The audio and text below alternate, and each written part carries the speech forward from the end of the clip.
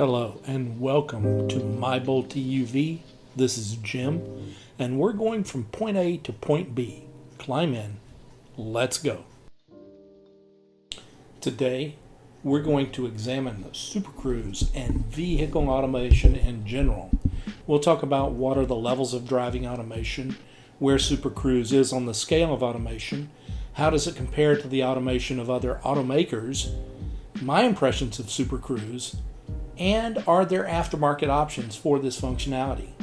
First, we need to define the levels of vehicle autonomy. The levels of autonomy were defined by the Society of Automotive Engineers several years ago. The SAE defines 6 levels of driving automation, from 0, which is fully manual, to 5, which is fully autonomous. These levels are also adopted by the Department of Transportation here in the United States. The six levels are divided into 2 categories. The first 3 are 0, no automation, 1, driver assistance, 2, partial driving automation, and in all 3 of these levels, the driver will remain in control. The next 3 are 3, conditional driving automation, 4, high driving automation, and 5, full automation. In these 3 levels, the automated system controls the driving. Let's take a closer look at these 3. For levels 0 through 2, the human remains in control. Level 0, there is no driving automation. This is manual control of all driving tasks, steering, braking, acceleration, etc. Level 1, driver assistance, features a single automated system, something like cruise control. Level 2 is partial driving automation, and that means there's some sort of advanced driver assistance system, or ADAS, and this means the vehicle can perform multiple things like steering and acceleration. The human still monitors the tasks and can take control of the vehicle at any time. And this is not full self-driving because the human still sits in the driver's seat and has ultimate control of the car. Tesla Autopilot, GM Super Cruise, Ford Blue Cruise, a handful of other self-driving technologies all fall into the Level 2 category. Moving to where the technology controls the driving is a different story. Levels 3 through 5 get interesting. Level 3 is conditional driving automation, and the jump from Level 2 to Level 3 is substantial because it puts the automated system in control of the vehicle and does not always require the input of human beings. Still, in this case, the human must remain alert and ready to take control of the vehicle if the system is unable to execute the task. Level 3 vehicles have environmental detection capabilities and can make informed decisions on their own, like accelerating through or past slow-moving vehicles.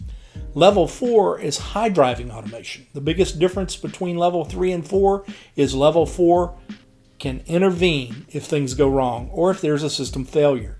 In most cases, these cars will not require human intervention. The human will still have the option to manually override anything the automated system is doing at any time. But Level 4 cars can operate in full self-driving mode. But until legislation and supporting infrastructure evolves, they can only do so in a limited area, and this is known as geofencing. There are a few ride-sharing companies out there in the early stages of testing this level of automation inside low-speed urban areas. Level 5 is full driving automation. Vehicles will not require human attention at all. The need for human interventions is eliminated.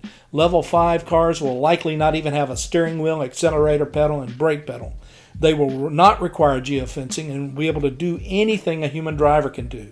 Currently, there are no Level 5 vehicles available to the general public, but testing is underway by most automobile manufacturers. Where is Super Cruise on this scale of automation? As I mentioned earlier, Super Cruise is Level 2. It provides an advanced driver assistance system that can control steering without the driver's hand on the wheel, acceleration, and braking using adaptive cruise control, but the driver must remain aware of the driving conditions and must be able to take control of the vehicle when prompted by Super Cruise. Well, how does it compare to the other technologies out there? Well, first, let's address the elephant in the room. Tesla Autopilot comes in 3 types. Standard, which is traffic-aware cruise control, which is adaptive cruise control, and auto steer, which is lane keep assist. The enhanced autopilot a $6,000 option, gives you navigate on autopilot from on-ramp to off-ramp and suggested lane changes, and it will navigate interchanges. It also has an auto lane change, auto park, summon, and smart summon. Full self-driving, as they call it in Tesla world, is $15,000. It comes with everything the standard and enhanced features come with, plus it will read traffic signals and stop signs.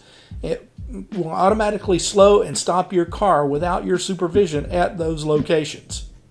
And in the near future, it will have auto steer on city streets. All the various autopilot packages require the driver to pay attention to the operation of the automobile. So by definition, all versions of autopilot are still level 2, partial driving automation. So let's take a real quick look at the feature comparison. The first 4 features, lane keeping, adaptive cruise control, hands-free driving, and auto lane change, autopilot and Super Cruise are comparable, except on the Bolt EUV. Lane change still requires manual intervention.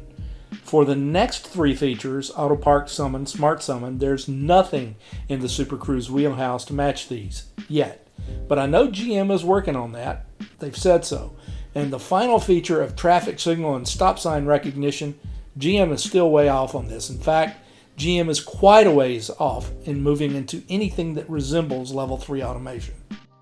For the feature ratings, as we've already seen, autopilot and Super Cruise are fairly equal in terms of lane keeping, cruising, and hands-free driving. Autopilot has a bit of advantage for all 3 of these features in terms of being more robust, but not by much. And moving into the enhanced autopilot and full self-driving world, Tesla is on top. That is, unless you factor in cost. What Super Cruise provides for $2,200 will cost you $6,000 on a Tesla, and if you want full self-driving, be prepared to drop $15,000. Take a look at this Super Cruise footage that I shot for this video. Okay, so I've got this thing running in Auto Cruise, Super Cruise, and this is going to be an example of how when you take your attention off the road, how it'll automatically beep at you and put you back in control of the car. For the record, I am wearing sunglasses and this thing has no problems whatsoever seeing my face and my eyes. But now I'm going to look away.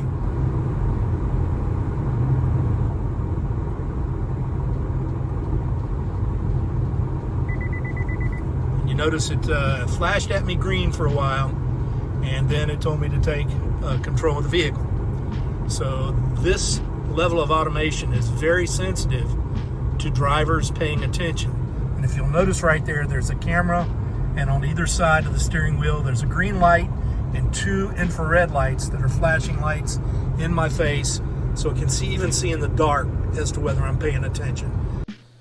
So after watching that short clip using Super Cruise, let me give you my full rating on what I think about the feature. It's just okay. I would say 3 out of 5 on a scale of 5, and here's why. The mapping of highways in my area is incomplete. To be fair, I-4 was opened in 1967, and since 1968 there's always been construction on that highway somewhere. So it's probably not a good assessment about the mapping here in my area. It does a poor job centering the vehicle in the lane, and it has a hard time distinguishing the lines on concrete highway surface. It has no problems on blacktop, but the lighter concrete surface with the black and white lines, it has a hard time. And in my opinion, it just does not cover enough roads. And my final verdict, if my car had not been configured with Super Cruise, I probably would not have added it to the mix because of the things I know about what I'm about to talk about. And that's the aftermarket options.